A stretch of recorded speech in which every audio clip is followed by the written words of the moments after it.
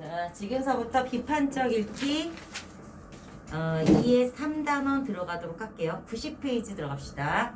학교에서 비판적 읽기가 뭐고 이런지 이런 거에 대해서 이론 공부를 많이 했어요? 별로 안 했어요? 별로 안 했을 거야. 그치? 자, 그래서 우리는 비판적 읽기가 뭔지 요것만 포인트만 들어갈 거야. 그냥 90페이지 들어갈게. 비판적 읽기. 뭐 당연하지. 우리가 글을 읽을 때는 그냥 수동적으로 받아들여야 되냐 아니면 비판적으로 받아들여야 되냐? 비판적으로 받아들인다는 거지. 그래서 비판적 읽기. 글의 내용이나 글의 표현 방법이라고 했어. 내용이나 표현 방법, 글쓰기의 관점, 글의 배경이 되는 사회문화적 이념 등을 독자가 뭐한다? 비판하며 하는 활동이라고. 독자가 비판하며 하는 활동. 그렇기 때문에 우리는 비판적 읽기가 필요한데 그 비판적 읽기가 필요한 건 첫 번째 점, 글의 내용, 글의 표현 방법, 인용 자료 등에는 뭐가 있다 그랬어? 과정이 있지. 그렇지? 그런 것에 어떤 식으로 이거를 인용했는지 이런 과정, 강조된 부분, 축소 생략된 부분 이런 왜곡된 부분이 있을 수 있다라는 거야. 그래서 우리가 이거를 무조건적으로 받아들이지 말자라는 얘기. 두 번째 점, 독자는 균형감 있고 올바르게 세상을 이해한다. 자, 균형감이 뭔지 알겠지? 자, 이럴 때 말하는 균형감이라는 거는 바로 뭐겠어요? 자, 올바른 판단 능력이지. 편협한 생각을 갖지 않는다. 고정관념을 갖지 않는다. 왜냐면 이거 오늘 배우는 의견 양극화와 관련되는 얘기이기 때문에 그래요. 그래서 우리가 일반적으로 이런 생각을 가지면 안 되겠지. 그래서 올바른 생각을 하기 위해서 글의 타당성, 공정성, 신뢰성, 적절성 이런 것들을 판단하며 비판적으로 읽어야 된다. 그러면 우리가 이 정도는 하나 알아둘까? 비판적으로 읽기 위해서 우리는 글에서 뭘 따져야 된다라고 얘기하면 타당성을 따져야 된다. 이것이 옳고 그른지, 맞아. 이 사람의 주장이 옳고 그른지 이런 타당성. 자, 그 다음에 두 번째 공정성. 그래서 한쪽으로 치우치지 않았는지. 그렇죠? 그 정도만 알아두면 돼요. 그냥 이게 뭐고 이렇게 굳이 안 하려면 돼. 한쪽으로 치우치지 않은지. 3번은 신뢰성. 자, 신뢰성은 조금 자주 나와요. 신뢰성 어떻게 나올까? 어떤 자료를 인용을 했으면 이 자료를 인용한 출처를 밝힌다든가, 그렇죠? 출처를 밝힌다든가,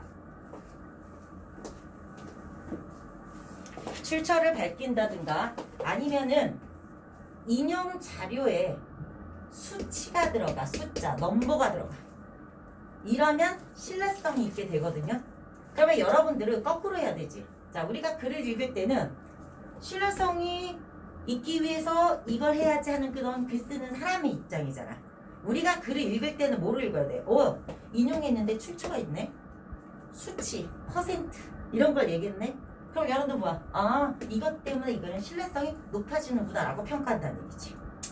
알았죠? 그래서 앞으로 이게 나오면 무조건 신뢰성의 개념이다 라고 생각하시면 돼요. 그 다음에 네 번째, 적절성. 자, 적절한 거 뭐겠니? 근거를 적절하게 들었는지. 자, 근거를 적절하게 들었는지, 이제 뒷받침을 제대로 했는지 이런 것들을 얘기한다. 그래서 요 내용을 보시면 되고요. 3번에 1번. 그래서 내용의 타당성, 공정성 이런 식으로 출제 나왔죠? 그러니까 여기는 자, 별표 하나 해놔. 요거 박스 3의 1번 박스 별표. 아주 중요하다는 게 아니고 그래도 기본적으로 이쪽 페이지 90쪽 페이지에서는 요거 하나는 알아두자라는 얘기로 별표. 됐어? 자, 그 다음 자 1번 됐고요. 그 다음 2번 글의 표현 방법이라고 나와 있는데 글에서 쓴 표현 방법이라고 얘기하는 거는 표현 방법은 흔히 말하는 비유 같은 걸 얘기하겠죠? 비유, 상징, 지규법을 썼는지 은유법을 썼는지 이런 것 등등 이걸 바로 표현 방법이라고 얘기하시면 돼요. 이 표현 방법 중에서 우리가 독서라고 얘기하면 뭐가 들어가겠니? 내용 전개 방법이 들어갈 거야. 내용 전개 방법이 들어갈 거야. 요거는 조금 이따 선생님이 다시 얘기해 주도록 하겠습니다. 구체화 시켜줄게요. 자, 내용 전개 방법을 여러분들이 봐야 된다라는 얘기. 이런 것들이 제대로 잘 쓰였는지, 자, 이런 것들을 효과적으로 잘 했는지, 이렇게 거기 블랭크, 5번 블랭크 효과적인지 등을 판단하면서 읽어야 된다라는 얘기. 3번 숨겨진 의도나 사회문화적 이념을 판단하면서 읽어야 된다. 이런 것 등등을 우리가 판단하는 게 이게 바로 뭐다? 비판적 읽기다 하시면 됩니다. 됐습니까? 자, 우리가 칠판 볼게요. 자, 여러분들이 하고 있는 게 지금 독서야. 이제 독서. 그러면 독서는 우리한테 다 낯설잖아요.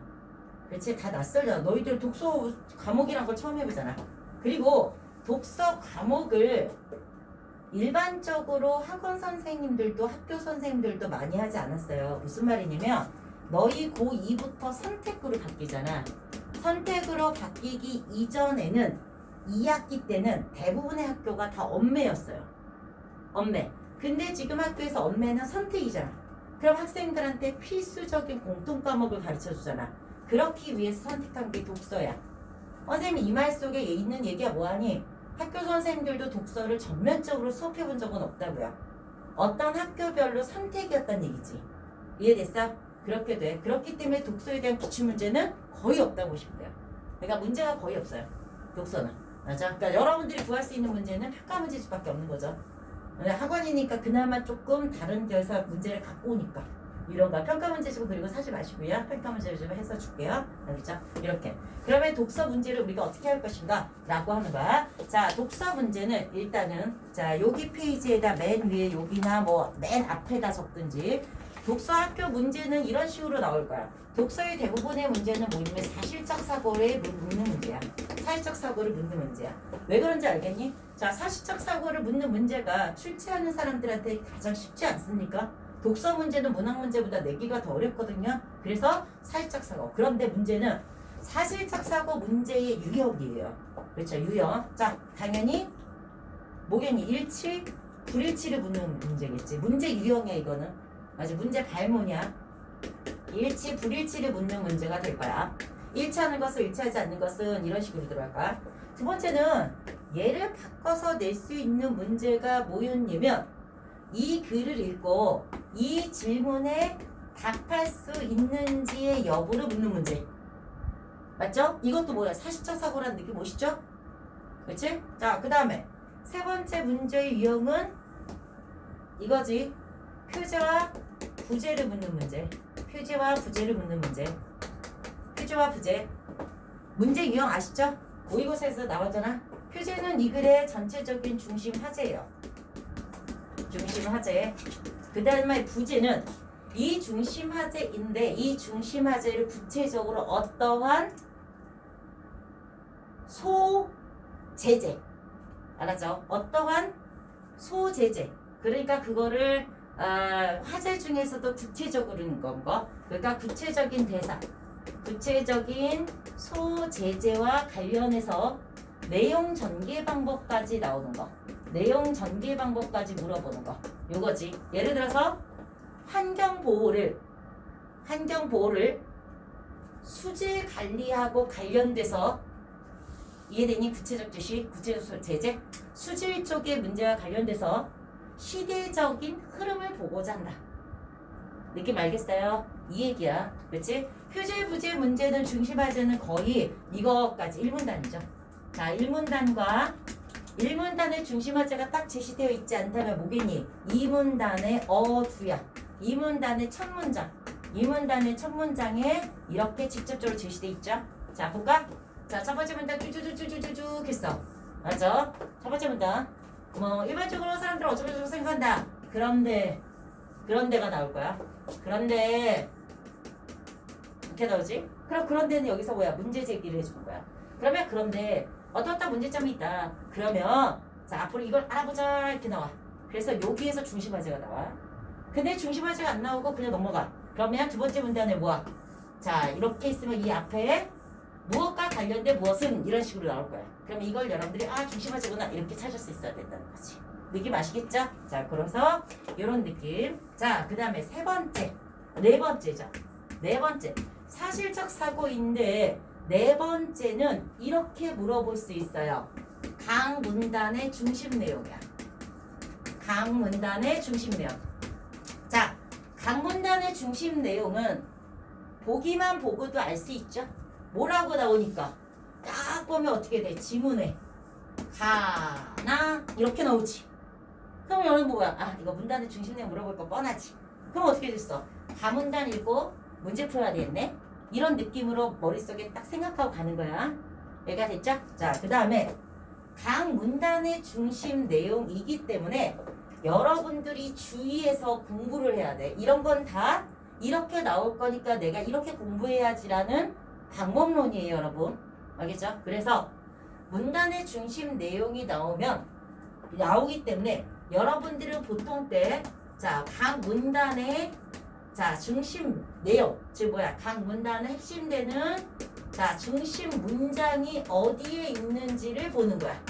위치. 아, 이 문단의 중심 내용 여기 써 있네. 자습 써보니까 여기 써 있네.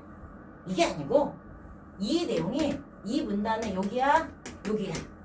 정확히 짚는 습관. 알겠죠? 이게 들어가야 돼. 그리고 주의하셔야 될 것. 자, 삐뽀 주의하셔야 될 것. 각 문단의 중심 내용의 애들이 틀려. 틀리는 게 뭔지 아니?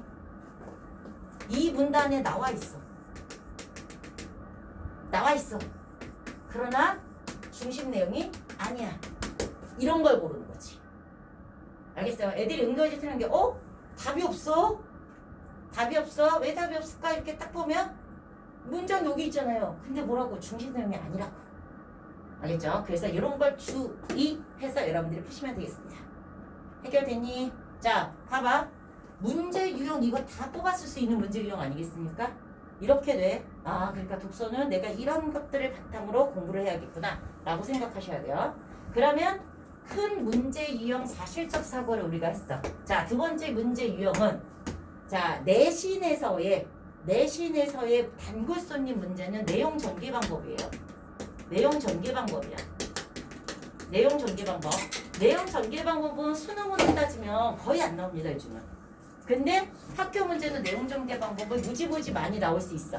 내용 전개 방법 엄청 많이 나와요. 그러면 내용 전개 방법 잘 느껴봐. 이 글을 전개시키는데 어떤 방법을 갖고 전개시켰냐는 얘기야. 느낌 오시죠? 그래서 이 내용 전개 방법에 대한 용어, 전문 용어는 중학교 때 이미 마스터했어요. 중학교 때 마스터했는데 세월이 지나다 보니까 우리가 다 까먹었을 거야. 그쵸? 그래서 여기서 초스피드로 정리해 줄게요. 초스피드. 알았죠? 자, 첫 번째. 어떤 개념이 나와? 그럼 내용 전개 방법 우리 뭐라 불러? 정의라고 하죠. 초스피드. 자, 두 번째. 자, 어떤 것의 공통점을 갖고 얘기해. 그럼 뭐라고 해 불러? 비교. 이제 차이점을 갖고 얘기해. 그러면 뭐야? 대조. 그렇지? 자, 종류별로 나눕니다. 종류별로 나눠지면 뭐라고 불려? 분류. 그렇지? 자, 어떤 것의 구성 성분으로 따져.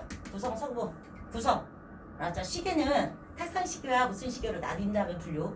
시계는 초침, 시침, 분침, 숫자로 이루어진다 하면 구성. 됐죠? 이렇게 구성이 되면은 뭐라고 해? 분석. 자, 분석은 요것도 들어가시면 돼요. 인과관계. 인과관계로 따졌어. 이런 것도 분석이라고 하시면 돼요. 알죠? 원인 분석. 끝났니? 알지? 이렇게. 그래서 요런 것들인데 선생님이 이거 말고 많잖아요. 맞아요. 확인도 있고요. 많아요. 아, 나 뭐 여러 번 안 써도 되겠지만 예시. 그치? 자, 이런 거지. 이외에도 많아. 하지만 그다지 거기까지는 안 가도 될 것 같아요. 자, 요 정도는 기본. 알죠? 우리가 이제 이런 거거든요. 자, 선생님과 김태희를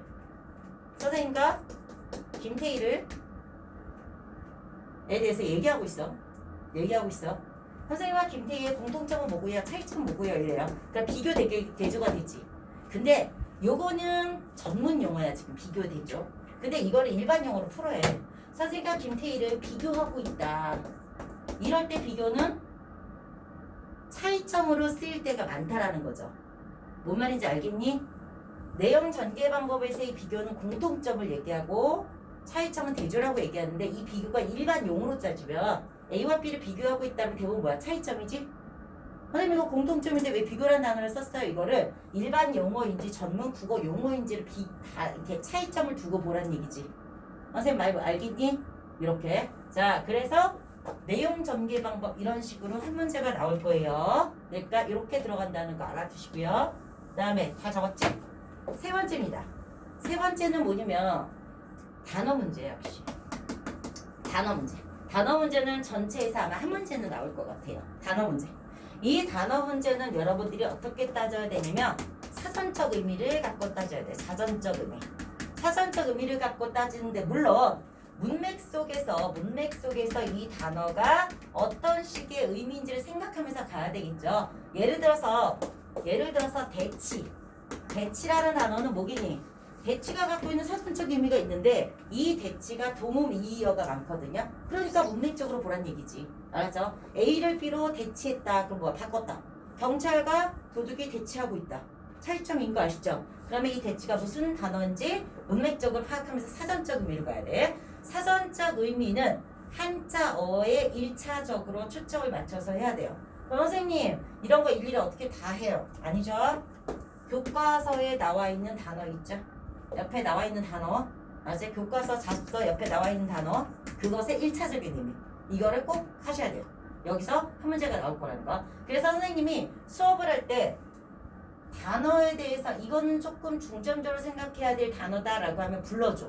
그럼 그거는 좀 동그라미 쳐놓고 그거라도 정확히 알아두시고 다른 거라도 또 알아두고 이렇게 돼야 돼. 그래서 단어는 한 문제 나올 거라는 거. 알겠습니까? 이렇게. 자, 그 다음에 네 번째는 당연히 추론 문제죠. 자, 제일 어려운 거. 추론 문제. 이런 추론 문제인데 이런 추론 문제는 첫 번째 뭐야? 보기를 활용하는 문제가 돼야 돼요. 보기 활용. 학교 선생님들이 보기를 어디서 갖고 올지 좀 애매하실 수 있어요. 그렇기 때문에 이 보기 문제를 그다지 많이 내지는 못할 거라는 거. 알았죠? 그래서 선생님 생각에는 학습활동을 잘 활용을 해야 되지 않을까 싶어요. 보기는 어디서 어떻게 나올지 모르는 거니까 제일 어려운 문제 내는 사람도 제일 어렵고 푸는 사람도 제일 어렵겠지. 아무래도 학습활동에 있는 내용을 조금 활용을 하는 방법을 좀 하자라는 얘기. 그 다음에 이제 추론 문제 중에서 두 번째 여러분들이 접근할 수 있는 게 윗글을 읽고 다음 중 심화토론이나 심화학습 활동을 한다고 했을 때 한다고 했을 때 필요가 없는 것은 이렇게 나와. 그러니까 무슨 말이냐면 윗글을 읽고 알았죠? 질문에 대답할 수 있는 거는 사실적 사고에 대한 문제. 윗글을 읽고 이걸 갖고 더욱더 깊이 연구해보자는 얘기야. 알겠죠? 자, 그러면 이런 문제에서 학생들이 실수를 많이 하는 문제는 바로 어떤 문제냐면 윗글에 이미 제시되어 있는 내용이야. 자, 제시되어 있는 내용이기 때문에 얘는 이미 언급되기 때문에 심화학습으로 다를 필요가 없어요. 친구들이 많이 틀리는 게 바로 이거야. 제시되어 있는 내용이네. 알지? 예를 들어서 알지? 1 더하기 1은 2야. 이렇게 나왔어. 그러면 밑에서 1 더하기 1은 2가 왜 되는지 알아보자. 이건 아닌다는 거지. 그래서 위에 이미 제시되어 있는 내용은 심화학습을 할 필요가 없다는 거. 요거 알아두면 팁 굉장히 좋아요. 지금 머릿속에 당연한 것 같지 않냐? 문제 풀 때 이미 나와 있는 거, 언급되어 있는 거 심화학습의 대상이 아니라는 거. 그리고 물론 심화학습의 대상이니까 중요 내용이지 곁다리 내용을 심화학습을 하진 않거든요. 이런 것들도 생각하시면 돼요. 됐어? 자, 그러면 우리가 이제 지금서부터 이제 독서를 공부하면서 이런 시험 문제 유형을 바탕으로 공부를 해야 돼요. 그렇기 때문에 여러분들은 꼼꼼히 읽어야 되겠네. 그렇지? 자, 그 다음에 이렇게 그 다음 뭐 해야 돼? 문단의 중심 내용 꼭 파악해야 되겠네. 중심 내용 뭐라 했어? 거기 있는 것 이렇게 이거네 이렇게 하지 말고 이 문장이네 이런 식으로 딱딱 하라 했죠. 자, 이거 그 다음에 내용 전개 방법은 나오면 항상 필기해주고 꼭 알아둬야 돼요. 그 다음에 단어 문제. 단어는 선생님이 일단 이거는 중요해라고 하는 단어는 그래도 꼭 알아두시고. 알겠습니까? 추론은 우리 실력에 맡깁시다. 그치? 이런 문제 유형이야. 이런 문제 유형을 머릿속에 갖고 자, 우리가 지금부터 독서를 접근하도록 하겠습니다. 들어갈게요. 독서는 우리가 자습서를 하기 때문에 본문 내용에 설명이 다 되어 있어요. 그런데 선생님이 또 설명할 게 있을까? 어쨌든 여러분들은 눈으로 읽겠지만 선생님은 이런 게 더 중요할 거다라고 생각하면서 읽기 때문에 자, 거기 나와 있는 내용이어도 포인트가 있으면 밑줄 좀 치고 이런 작업을 할 거야. 그럼 들어갈게요. 의견 양극화와 생산적 논쟁이야. 자, 의견 전체 제목이야. 의견 양극화. 뭘로 나누겠니? 어떤 것에 대해서 찬성인지 반대인지를 나뉘겠네. 이게 의견 양극화네. 그렇죠? 그러면 지수야, 이 글에서는 의견 양극화가 필요하다 할까? 필요하지 않을까? 필요하다. 지우는? 그렇지, 필요하죠. 그래서 의견 양극화가 돼야지 당연한 거야. 의견이 하나가 된 사회는 어떻게 보면 독재지. 알지? 아니면 생각이 없는 사람들이 모여 살거든. 이렇게 돼서 이 사람들이 논쟁을 하는데 이 논쟁을 어떻게 해야 되는데 생산적으로 해야 되는데 어떻게 하지 않고 소모적으로 하지 않고 단어 이해됩니까? 생산적 논쟁 소모적으로 하지 말고 생산적으로 하지. 기분 나쁘게 감정적으로 하지 말고 싸운다 뭐 이런 걸 하지 말고 생산적으로 하자 이런 얘기입니다. 자 그러면 다 됐고요. 읽기 전에 들어갈게요. 참여한 토론 들어가면 돼요. 우리가 이런 것들을 많이 할 수 있는 게 바로 뭐냐 토론이죠. 자 토론은 첫 번째 찬성과 반대로 나뉘죠. 찬성과 반대로 나뉘어서 자신의 의견을 상대에게 관철시키기 위한 거야. 관철 뭔지 알겠니? 너 내 의견 받아들여 라는 게 관철이야. 관철시키기 위한 것이야. 그렇기 때문에 토론은 뭐냐면 경쟁적인 말하기예요. 경쟁적인 말하기. 여러분들이 토론에 대한 설명이 나왔을 때 경쟁적인 말하기다라고 하면 어머 토론은 협력적인 말하기도 될 수 있을 거 아니야. 이렇게 하면 안 돼요. 예를 들어서 비교를 해주면 토의야. 토의는 여러 사람들이 자유롭게 자기의 의견을 얘기하는 거거든. 이럴 때 토의는 우리가 뭐라고 얘기하면 협력적인 말하기라고 얘기해요. 협력적인 말하기. 이런 것들이 바로 화법과 작문 단원이지 화작 단원이야. 지금 여러분 독서지? 요거는 화작의 접근이죠. 그치? 그래서 협력적인 말하기라고 합니다. 차이점 알겠지? 그러니까 협력적, 경쟁적이라고 해서 아닐 수도 있잖아 하면 안 돼요. 일반적으로 이렇게 말한다는 거. 알겠죠? 자, 그 다음에 토론에는 분명히 뭐가 필요해? 사회자가 필요하시고요. 그 다음에 찬성과 반대 의견을 가진 사람이 필요하시고요. 여기서 조금 더 나가면 청중이 필요해요. 자, 청중은 이 토론에 무슨 역할을 하냐면 심판자의 역할을 합니다. 그리고 토론에는 무슨적 토론, 무슨적 토론 종류가 아주 많습니다. 자, 여기까지만 토론에 대한 설명을 들어가도록 할게요. 자, 그럼 본격적으로 본문 들어갑시다. 논쟁에 대한 우리 사회의 시각입니다.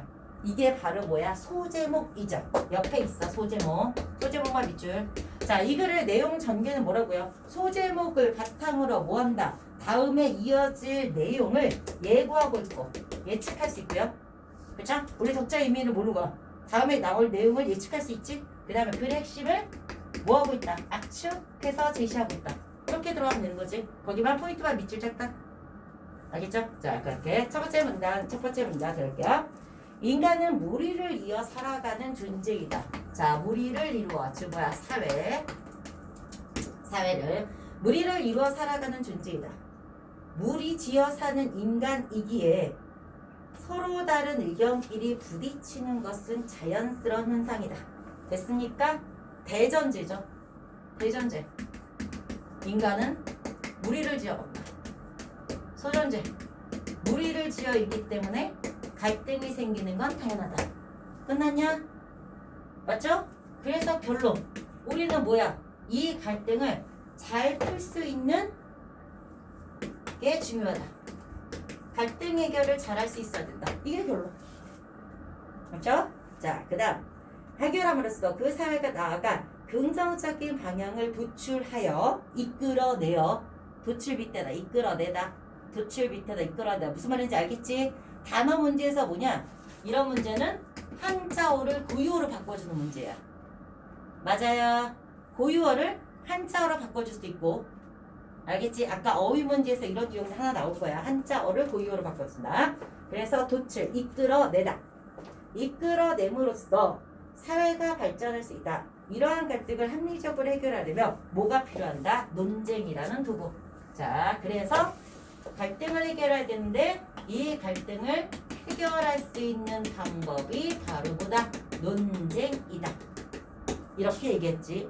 그래서 그 문장 그러면 너희 자습서는 뭐라고 나왔냐면요.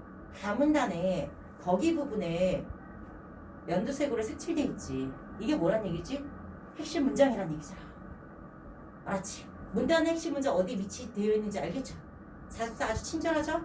이런 얘기지. 그래서 여러분들은 거기에다가 그 문장에다가 뭐라고 해? 논쟁의 가치라고 적어주면 돼요. 논쟁의 가치. 맨 마지막 문장. 갈등의 문제를 해결하면 논쟁이라는 도구를 사용해야 된다. 이것이 바로 우리가 논쟁의 가치, 논쟁이 필요한 이유, 논쟁의 필요성. 이렇게. 자, 두 번째 문장. 그러나 들어왔어. 그러나 뭘로 가? 역점이죠. 아까 선생님이 조금 빼먹긴 했는데 가끔 접속어 문제 냅니다. 접속어 문제. 알지? 접속어 문제 내지. 이거 여기다 가로를 따붙고. 근데 접속어 문제 냈을 때 제일 어렵지 않니? 접속어 문제 내었을 때 여러분들이 어려운 게 무엇이냐면 역접과 전환을 구분해줘야 돼요. 나머지 건 여러분 다 이해돼요. 역접은 뭐죠? 멋에 해당하는 거. 뭐야? 지금처럼 그러나, 하지만, 그렇지만 이런 것 등등이야. 그치? 전환관계의 접속은 뭐야? 그런데입니다. 근데 우리가 일반적으로는 나는 너를 사랑한다. 그러나 너는 나를 사랑하지 않는다. 나는 너를 사랑한다. 그런데 너는 나를 사랑하지 않는다.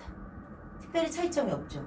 그치? 그래서 일반적으로는 그러나 그런데를 애들이 많이 헷갈려 하거든요. 역접과 전환을. 그렇기 때문에 여러분들은 그런데는 전환이라고 아시고 접속어 문제 나왔을 때는 얘네 문제에서 가장 핵심이 되기 때문에 여러분들 읽으면서 그러나와 그런데 해당하는 접속어는 조금 신경 쓰면서 읽으면 좋을 것 같아요. 그렇죠? 그래서 그러나 한국인들은 대체로 논쟁을 좋아하지 않습니다. 이게 보고 있어. 이 사람들 갖고 있는 문제제기야.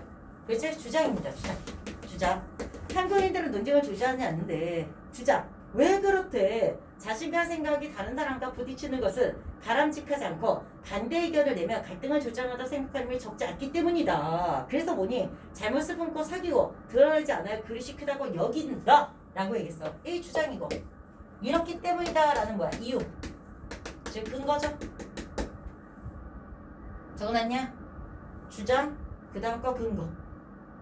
맞아? 한국인들은 대체로 논쟁을 좋아하지 않는 이유가 바로 뭐래요? 바람직하지 않고 갈등을 조장한다. 아직 이렇게 생각하고 이렇기 때문이다. 그래서 결과적으로 뭐야? 갈등을 품고 사귀고 드러내지 않아? 그릇이 크다. 아직 인간성이 좋다고 여긴다고. 그렇기 때문에 한국인들은 갈등, 논쟁을 좋아하지 않는데요. 우리와 달리라고 얘기했어. 우리와 달리. 알죠? 우리와 달리 했으면 뭐겠니? 얘와 얘의 차이점을 얘기하겠지. 자, 내용 전개 방법이죠. 차이점을 얘기하니까 내용 전개가 뭘로 가? 되죠? 우리와 달리 미국이나 유럽 같은 서구인들에게 논쟁은 학습의 도구이자 삶의 방식이다. 여러분, 삶의 방식이라는 건 뭐야? 그만큼 논쟁을 많이 한다는 얘기. 맞아? 논쟁이 일상적이란 얘기야. 그러면 이런 논쟁이 일상적이라는 예시입니다. 예시가 뒤에 열거돼 있죠? 예시를 나열했어. 열거돼 있어. 자, 첫 번째 예시 1번 갑시다. 뭐래? 고대 그리스에서 소크라테스와 고르기아스가 격렬한 논쟁을 통해 수사학의 정체성을 탐색했고까지 끊어주시고요. 여기까지 됐죠? 여러분들은 거기 나와 있는 단어 중에 수사학 단어만 포인트. 수사라는 말 자체가 어떤 내 말이나 내 글을 보기 좋게 아름답게 꾸며준다라는 말이야. 그렇지? 그러면 수식해주거나 비유해주거나 이런 것들에 대한 연구를 하는 게 수사학이에요. 알죠? 그래서 수사학의 정체성을 탐색했고 두 번째 또 나왔지. 두 번째 소크라테스야. 소크라테스는 뭐래요? 산파법이죠. 산파. 지우야, 산파가 뭐냐? 어디서 들어봤니? 산파. 아, 전혀 몰라요? 전혀 몰라. 산파 전혀 모르나? 지수야, 전혀 감이 안 와? 산파법 빼고 그냥 산파. 어머, 옆집에 산파가 계셔. 몰라요? 예전으로 따지면 없어진다는 거 아닌데 요즘 애들은 이제 세대가 너무 달라졌으니까 시대가 달라졌으니까 산파는 애 낳을 때 받아주는 할머니예요. 노파할 때 파야. 할머니 파자야. 낳을 산자. 생산하다 만들다 할 때 산자야. 알겠니? 그럼 뭐야? 애 낳을 때 받아주는 할머니란 얘기잖아. 산파법이야. 계속해서 뭐한다? 질문을 하고 이 질문에 대한 답을 하고 이것을 계속해서 대화하고 이러면서 뭐니? 계속 만들어낸다는 얘기야. 이런 것이 소크라테스가 말하는 산파법입니다. 그 다음에 산파법이라고 불리는 변증법적 대화를 통해서 변증법적 대화를 통해서 진리를 탐구했다라는 얘기. 변증법에 대한 얘기도 하고 싶지만 시간상 그냥 넘어갈게요. 자, 세 번째. 오랜 역사를 지닌 서구의 정당들도 격렬한 투쟁을 했대요. 그럼 지우야, 여기서 정당들이 격렬한 투쟁을 한 게 좋은 현상이야, 나쁜 현상이야? 좋은 현상이야. 근데 우리나라로 와봐. 우리나라에 와서 정당들이 격렬한 논쟁을 했는데 지수야 좋아 안 좋아? 안 좋아. 걔 차반이잖아. 그치? 이런 얘기야. 그래서 정당들이 격렬한 토론을 통해 훌륭한 정책들을 탄생시켰고 공제후보자의 경제를 감별해왔다. 감별 동그라미 단어 알아주면 됩니다. 자, 그럼 내용 전개 방법 보시면 되죠. 두 번째 문단. 첫 번째 문단은 뭐 했어요? 아, 갈등이 필요하다. 해결책이 필요하다. 그래서 논쟁이 나왔어. 그러나 우리나라는 논쟁을 별로 좋아하지 않는데 이거를 뭐 했어? 서구의 차이점을 가지고 예를 들어서 설명하고 있다. 이렇게 가시면 됩니다. 됐습니까? 자, 넘어갈게요. 92페이지. 좋은 논쟁이란 그랬습니다. 이게 그거지. 자, 좋은 논쟁이란 좋은 논쟁은 뭐뭐이다 들어갔네. 좋은 논쟁의 뜻을 밝혀줬네. 개념을 밝혀줬네. 했으니까 내용 전개 방법 보다 정의 다 아는 얘기죠. 좋은 논쟁이라 상호 부딪힘이 있는 논쟁을 뜻한다 라고 얘기했습니다. 자, 독서, 학교의 독서기 때문에 문법이 나올 거라고 예측합니다. 그치? 문법이 나올 거야. 자, 여기 단원에서 제일 많이 나오고 있는 단어가 이거거든요. 지금 이거지. 그치? 자, 지수야, 이게 맞냐? 이게 맞냐? 다르지 않아요? 어우, 너무 똑똑해요. 근데 우리가 일반적으로 요 단어 많이 쓰지 않니? 요 단어 많이 쓰기 때문에 의자에 부딪혔어 이 단어잖아. 그렇기 때문에 여기에 이거 나올 때 왜 이거지? 이렇게 생각했었어야 되거든요. 알겠죠? 자, 그래서 설명할게요. 기본형은 부딪다야. 맞지? 그럼 부딪다의 어간은 어디까지야? 부딪이죠. 그렇지? 어간이면서 어근입니다. 그럼 예의 정체는 뭐야? 어미겠지 당연히. 알겠지? 그러면 여기로 가봐. 어이 부딪 됐죠? 다 어미 됐지? 그러면 예의 정체는 뭐고? 예의 정체는 뭔지를 보셔야 되지 않을까요? 맞아요. 자, 희잖아. 머릿속에 떠올라야지. 이희리기 우구추. 맞지? 이희리기.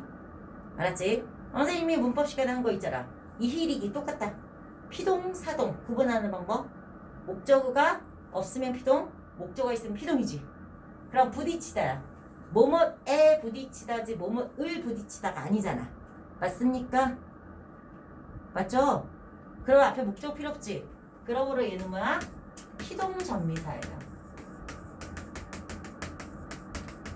자, 그러면 얘가 갖고 있어야 될 문장의 필수 성분은 뭔지 알아요? 당연히 주어지.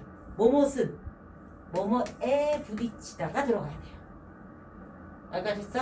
그러면 밑에 있는 치는 뭘까요? 부딪단데 치는 무조건 강세 접사야. 근데 왜 안 적고 있지? 문법이라서 안 나올까 봐 주세요? 아니라니까. 강세 접사야. 얘들아, 얘도 전미사라고 했어. 그러므로 얘는 파생어야. 알겠죠? 강세 접사야. 강세 접사. 그러면 봐봐. 문장 구조 필수 성분의 자릿수가 얘랑 똑같은 거야. 봐봐. 부딪다, 부딪히다. 강세니까. 그럼 부딪다는 뭐니? 얘는 뭐뭇에 부딪힘을 당하는 거고 얘는 부딪다는 뭐뭐와 마주치는 거야. 이해돼요? 뭐뭐와 이렇게 부딪는 거지. 그치? 그래서 얘는 뭐뭐와라는 필수 부사어가 들어가야 되는 거죠. 뭐뭇은 뭐뭐와 부딪다. 뭐뭇은 뭐 강세에서 뭐뭇은 뭐뭐에 빵 부딪히다. 이런 느낌. 알겠어요? 그렇게 얘는 뭐뭇은 뭐뭇에 부딪음을 당하다 하니까 부딪히다가 되는 거예요. 차이점 이해되셨습니까? 그리고 전미사가 들어가기 때문에 얘의 어간은 여기까지가 어간이에요. 여기까지가 어간. 알겠지? 그러면 어근은 접사 뺀 나머지가 얘가 어근이지. 부딪부딪 얘랑 똑같아. 그럼 얘는 어간과 어근이 일치하고 얘는 어간과 어근이 일치하지 않는 단어가 되는 거죠. 포인트 됐습니까? 안 적었잖아. 마무리. 자, 이렇게 들어가시고요. 그래서 단어까지 한번 했습니다. 문법까지요. 92페이지 첫 번째 문장 다시 논쟁을 뜻한다. 그러자면 논쟁이 팽팽하게 부딪혀야 된다. 서로 의견이 달라지는 으로 다른 단어 바꿔는 거지. 갈라지는 부분에서 만나 마치 싸움터에서 장소리 겨루듯 할 때 뜻 동그라미. 겨루듯 들어갔을까 모르겠어. 당연히 직유법이죠. 직유 고등학교 학생들한테 직유니 은유는 웬만하면 물어보지 않아요. 직유 은유 사용하면 뭐야? 다 비유지 비유. 우리가 지금 독서는 비문학이거든. 자 비문학에서 비유를 사용하면 이거는 문제 출제 빈도가 문제가 나올 확률이 높은 거야.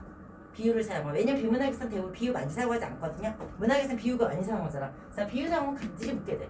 그러면 여러분 이 부분의 내용 정교 방법 이거 또 추가하면 돼요. 뭐 추가하지 아까? 내용 정교가 뭐 있었어? 정의. 그쵸? 그 다음에 뭐가 들어가? 비유. 알겠지?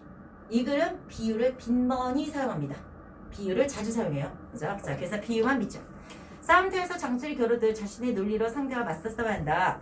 논쟁이 생산적일 수 있는 이유는 우리는 논쟁이 생산적이 돼야 돼요. 바로 이 만남과 부딪힘에 있습니다. 자, 중요한 포인트는 뭐라고요? 만남이야. 만남. 자, 상호. 그치? 맨 첫 번째 줄 나와 있는 거. 그 다음에 부딪힘. 당연히 부딪힘으로 써야지. 자, 여기 부딪힘. 그래서 첫 번째 줄의 상호 부딪힘을 구체화시키면 뭐다? 만남과 부딪힘이다. 이렇게 된다는 얘기지. 자, 만남과 부딪힘에 있다. 서로의 생각이 얼마나 다른지, 어느 부분이 어떻게 다른지 서로 견주어. 비교하다. 그렇지? 자, 견주어 봐야. 비교해 봐야 알 수 있는 일이다. 이렇게 비교하려면 우리가 뭐 해야 되니? 만나야 되겠죠? 만나야 되겠지? 그런 얘기야. 자, 그런 이유로 논쟁은 싸움 같지만 어떻게 보면 표면적으로 싸움 같지만 사실은 뭐래? 상호 이해 비주자. 청중들에게는 즐거움과 교육의 자. 즐거움과 교육 비주자. 자, 상호 이해의 장이라고 얘기하는 건 뭐겠어? 토론하는 당사자들을 얘기하는 거고 이걸 보는 청중들에게는 아주 즐겁게 교육할 수 있는 것이들. 이것도 역시 뭐라고 했냐면 상호 이해를 할 수 있는 그런 장이다. 이렇게 되거든요. 알았지? 그래서 뭐가 들어가? 은유법이 들어가. 은유법. A는 B다. 은유법. 그래서 이것이 비유를 통해서 나타내고 있다. 서로 부딪히는 지점을 논쟁 용어로는 뭐라고 나왔어? 쟁점이야. 그럼 여기서 뭘로 가? 자, 용어에 대한 설명을 한다 라고 생각해야 돼. 용어에 대한 설명. 역시 정의입니다. 정의입니다. 용어에 대한 설명. 정의가 역시 들어가는 거야. 자, 논쟁을 쟁점이라고 하는데 상호 갈등 해소를 위한 개념적 장소점으로 이해해야 된다. 이게 의미가 뭘까? 접점이라고 해요. 이 접점은 상호 갈등되는 것을 해소하기 위한 최고의 장소란 얘기야. 접점. 맞죠? 최고의 장소.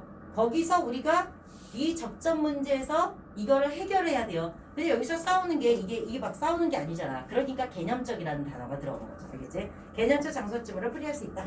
여기까지 중심네요. 본론 1 들어가도록 할게요. 본론 1. 좋은 논쟁의 의미 이렇게 되는데 가끔 얘들아 가끔 서론, 본론, 결론 나누라고 할 때도 있어요. 가끔씩. 예를 들어서 하나, 다라마 이렇게 되죠. 이거를 세 부분으로 나눠라. 그러면 머릿속에 딱 생각해서 아 서론, 본론, 결론을 물어보는구나 이렇게 생각하셔야 돼요. 알겠지? 선생님 이거 어떻게 알아요? 네, 시험 전날 대부분 결론이 조금 많이 나오거든요. 맞아. 여기부터 여기까지가 결론이구나 이렇게 조금 알아두면 돼요. 시험 전날 살짝 외워두는 거. 자, 이런 문제도 나올 수 있다는 거. 자, 그래서 본론 1 들어갈게요. 좋은 논쟁의 의미 들어갔고 좋은 논쟁의 의미라 만남과 부딪힘의 논쟁이다 하면서 쭉쭉 들어갔습니다. 자, 두 번째 제목 들어갈게요. 의견의 집단 편향과 양극화 들어갔습니다. 양극화. 자, 우리가 의견이 대립하는 건 맞지만 너무 양극화가 되는 건 안 좋아. 그래서 아까 양극화는 좋은 현상일 수 있고 나쁜 현상일 수 있어요. 왜 좋은 현상일 수 있냐면 의견이 나뉘는 게 좋은 거지. 그런데 양극화라고 얘기했으니까 너무 대립적으로만 간다는 얘기야. 그럴 때는 안 좋게 생각해야 되죠. 집단 평양과 양극화. 우리가 이 글에서는 집단 평양 지양해야 됩니다. 양극화 현상 지양해야 합니다. 알겠죠? 지양 억누르다. 알겠지? 그렇게. 자, 3, 네 번째입니다. 이러한 접점에서 만나지 않는 사람들. 이런 접점에서 만나지 않는 사람들은 바로 뭐니? 논쟁을 회피하려고 하는 사람들이죠. 이런 태도 옳지 않은 태도 마이너스. 자, 즉 다른 의견을 듣지 않는 사람들은 있는데 즉이라고 얘기하는